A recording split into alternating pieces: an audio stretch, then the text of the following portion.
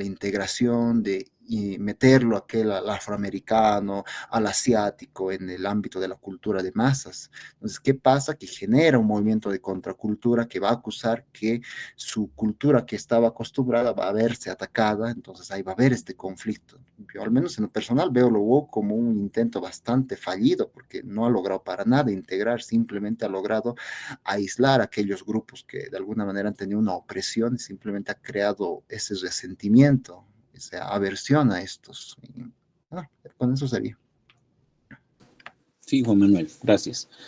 Y hay otro elemento que acá se me está viniendo a la cabeza cuando uno habla, ¿no?, de que puede una cierta élite desde abajo primero haber sido discriminada, hablamos, ¿no?, en nuestro sentido local, y que luego ahora el fenómeno de los camiris, por ejemplo, está ya bastante, es gente que ya tiene un poder adquisitivo que puede de alguna manera influir, tiene también las condiciones como para explotar o incluso enseñorearse, podríamos decir, pero quizás ahí está la clave, que cuando el racismo se entiende como una especie de racismo en sentido invertido, ya hasta llamémoslo popular, tiene que ver con esta categoría de lo que se ha considerado el empoderamiento, que no es otra cosa el empoderamiento que quitarle el poder a alguien. Entonces, sí, estaríamos de acuerdo en que no podemos hablar, por lo menos en un sentido de definición estricta, porque sería contradictorio, de un racismo invertido, pero sí de un empoderamiento de estos sectores como los camiris o aquellos que acceden a cargos de poder en los que sí evidentemente tienen, podríamos decir, las riendas y podrían enseñorearse de eso para luego incluso aquellos que de condición, vamos a llamarla, racial o por el color de su piel en algún momento, ya sea por lógica de resentimiento, los han explotado, entonces ahora dicen que ellos también sufran. Pero es como reproducir de nuevo este círculo vicioso, ¿no? Sin encontrar una salida. Es la víbora que se anda mordiendo la cola. Adelante, José. Gracias, James.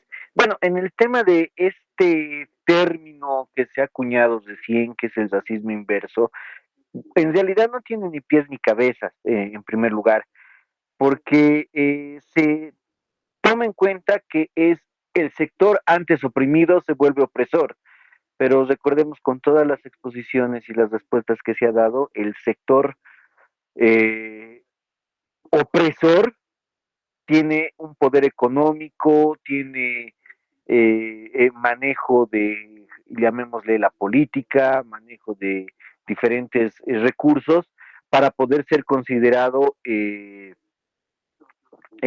como una, como la raza dominante en este caso, ¿no? Entonces es un término más para ejemplificar tal vez lo que la cultura woke ha querido hacer, porque no olviden que en Estados Unidos los blancos se iban a arrodillar delante de los Black Lives Matter después que pasó el tema de George Floyd, que fueron a rendir pleitesía a los negros porque son oprimidos y demás. Acá también pasa lo mismo con ese tipo de personas que son indigentes, que son ladrones. Más bien en nuestro país no pasa tanto, pero en nuestro alrededor vemos que, por ejemplo, en Colombia van en moto, te asaltan, pero es de una clase oprimida, déjate asaltar, déjate robar, no seas racista porque él vive en las laderas, eh, en las favelas, entonces tenemos que apoyarlos, bueno, como si eh, uno trabajara por gusto, no todos trabajamos por necesidad y si uno se dedica a realizar esas actividades, no es un buen elemento, pero es algo común que vemos, que son esos grupos separados que se meten a ese tipo de situaciones. Bueno, ser racista, bueno, básicamente tiene que ser, eres una raza dominante, que eres de un sector privilegiado. Básicamente, como ha pasado acá en Bolivia, hemos tenido varios matices de racismo, desde el blanco al indio, desde el indio al blanco, el negro al indio, el negro al blanco, etcétera, etcétera. Por ese proceso que se ha tenido durante varios años, que más que, que racismo podríamos acuñar en nuestro medio, que es un clasismo. O sea, no importa el color de tu piel, importa en qué morenada estás bailando o importa en qué cargo en el estado tienes para sentirte superior o ser superior a, a, a, a las demás personas. Es un tema muy complejo, pero podríamos decir que en nuestro caso no hay crímenes por odio, racismo, sí hay más que todo el tema del clasismo. Muchas gracias. A ti, José. Y agregas algo más a la ecuación que estamos acá trabajando, que es la condición de clase, que sí evidentemente pesa, pues es bastante cultural. ¿Cuál sino de nosotros que ha recibido, pues para bien o para mal, un tipo de educación, ya sea en una institución privada o pública, en el que, quieras o no, hemos asimilado valores?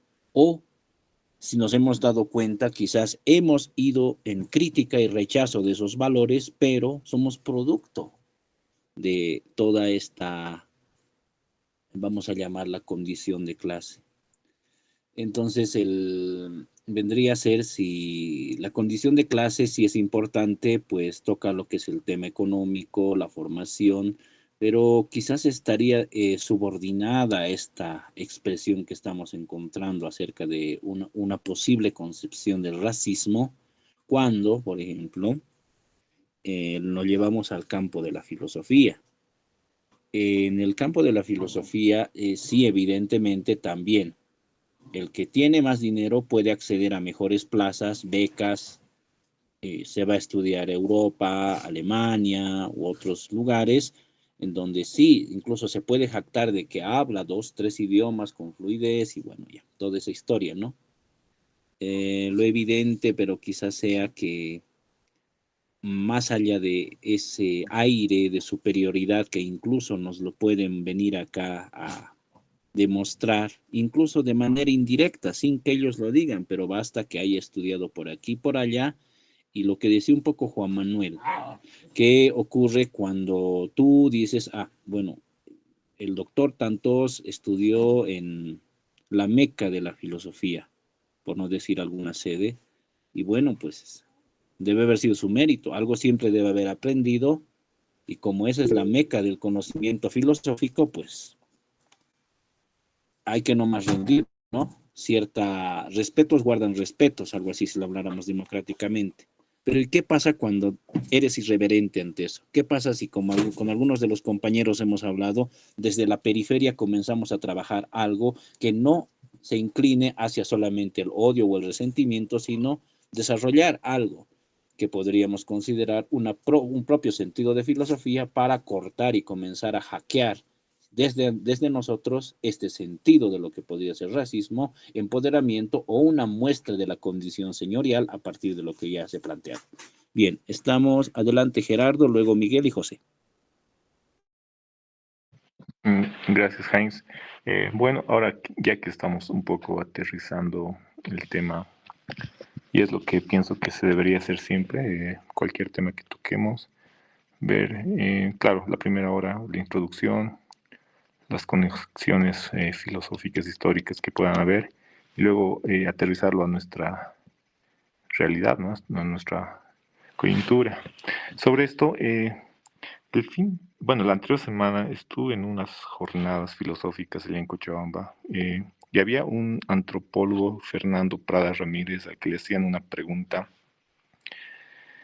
sobre el indigenismo y él al empezar la respuesta decía que era una pregunta que le hubiera gustado evitar porque él ve en la palabra indígena o indigenismo una desvalorización, es decir, que, no sé, me ha parecido interesante cómo empezaba la respuesta y no sé bien a qué se refería, porque bueno, ya luego continuó respondiendo sobre un tema del lenguaje, ¿no? Y sobre este punto, bueno, no sé si el indigenismo es una forma, un tipo de racismo, light, digamos. Y la otra idea que tengo aquí rondando es de que, por ejemplo, em, cualquier funcionario público que trabaje para el Estado tiene que tener un certificado de idioma nativo obligatoriamente.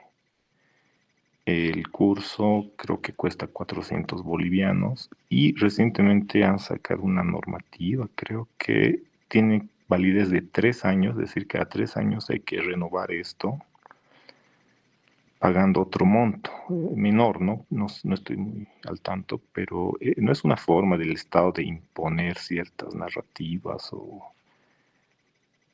de tratar de igualar la sociedad de una forma un poco antinatural, no sé, me surgen esas dudas, ¿no? No sé qué opinan sobre esto del indigenismo particularmente y cómo se trata de imponer ciertas políticas. Simplemente eso, gracias.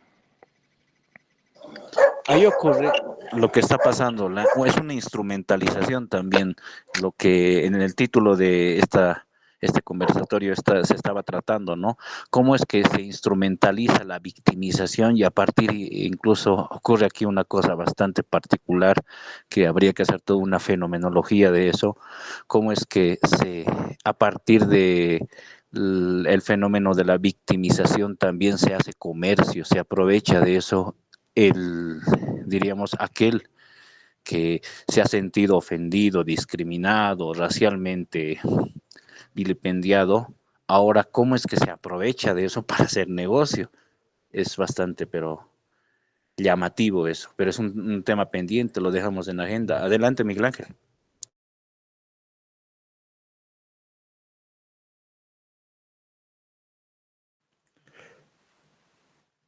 Buenas noches, compañeros. ¿Puedo opinar respecto a la pregunta del compañero?